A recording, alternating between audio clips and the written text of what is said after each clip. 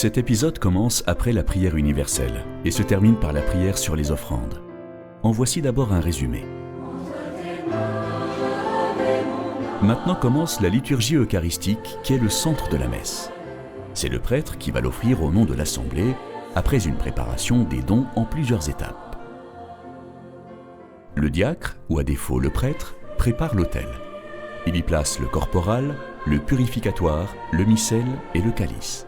Le pain et le vin qui seront consacrés sont apportés en procession et déposés sur l'autel, accompagnés par le chant d'offertoire. Les paniers de la quête, eux, sont déposés au pied de l'autel.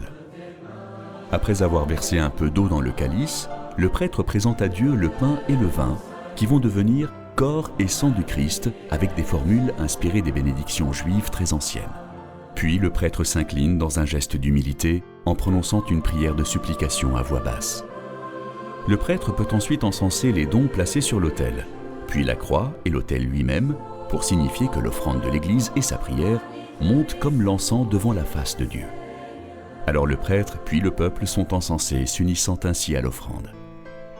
Le prêtre lave ensuite ses mains en priant Dieu à voix basse de le purifier. Pour conclure cette préparation, le prêtre invite l'assemblée à prier. Elle se met alors debout.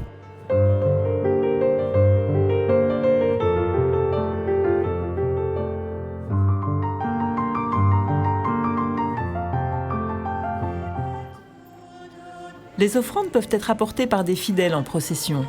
Le pain de pur froment, azime, c'est-à-dire sans levain selon la tradition latine, et le vin, que le prêtre ou le diacre reçoit et dépose sur l'autel. Ces dons représentent ceux qui les offrent, qui se remettent ainsi symboliquement entre les mains de Dieu, d'où provient toute nourriture. De l'argent ou d'autres dons au profit des pauvres ou de l'Église peuvent être apportés par les fidèles ou recueillis lors d'une quête. On les dépose le plus souvent au pied de l'autel.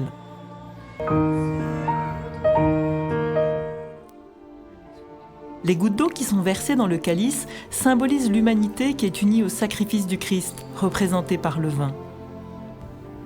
Ce geste est accompagné d'une prière à voix basse. Comme cette eau se mêle au vin pour le sacrement de l'Alliance, puissions-nous être unis à la divinité de celui qui a pris notre humanité. La vocation de l'humanité est cette union à Dieu, rendue possible par le sacrifice du Christ.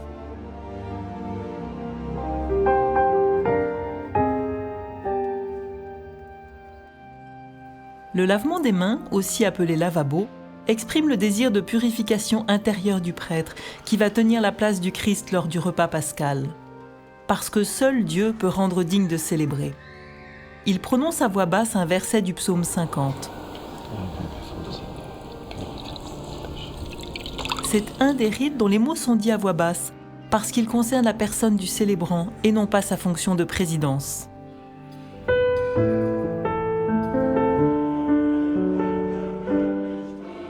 En conclusion de la préparation des dons, le prêtre se tourne vers l'assemblée et l'invite à prier, en étendant puis en joignant les mains.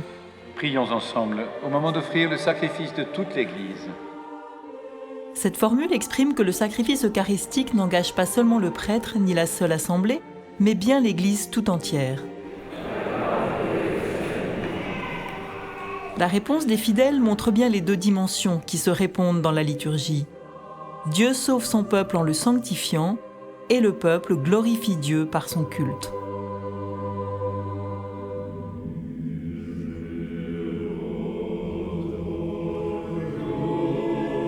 Les hommes reçoivent de Dieu toute nourriture, ainsi que le désir et la grâce de le bénir pour ses dons. Quand l'autel, les dons et le prêtre sont préparés, la prière eucharistique peut commencer.